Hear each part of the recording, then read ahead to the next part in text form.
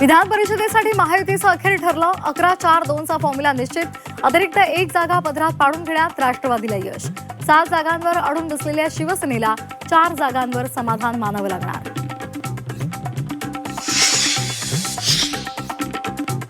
विधान परिषदेसाठी भाजपचे 11 उमेदवार जाहीर.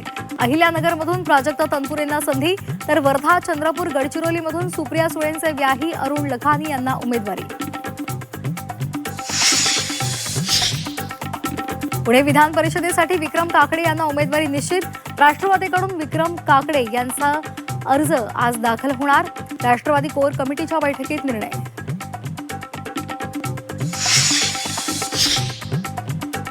शिवसेनेचा आग्रह असलेली रायगडची जागा अखेर राष्ट्रवादीकडे. अनिकेत तटकरे यांचा अर्ज भरायला शिवसेना आमदारही जाणार. शिंदेंच्या नेत्यांना युती धर्म पाळण्याच्या सूचना.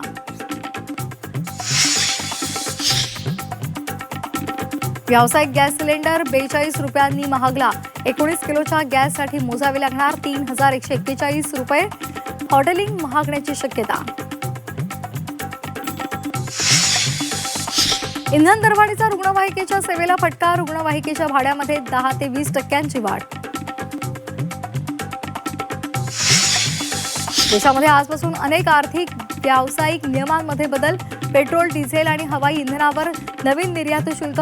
एलपीजी, पीएनजी असल्यास एलपीजी सरेंडर करावा लागणार. तर यूपीआय पेमेंटच्या मध्येही बदल आहेत.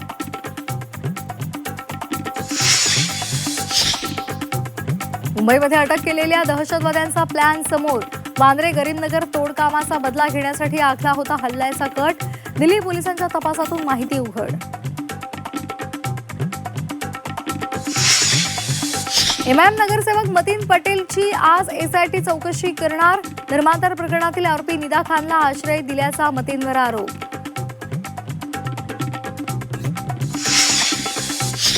राज्यामध्ये आजपासून वादळी पावसाची शक्यता. मध्य महाराष्ट्र, मराठवाड्यात, विदर्भात पावसाचा अंदाज. त्याचबरोबर 10 जूनपर्यंत मान्सूनची शक्यता नसल्यामुळे पेरणीची घाई नको, शेतकऱ्यांना आवाहन.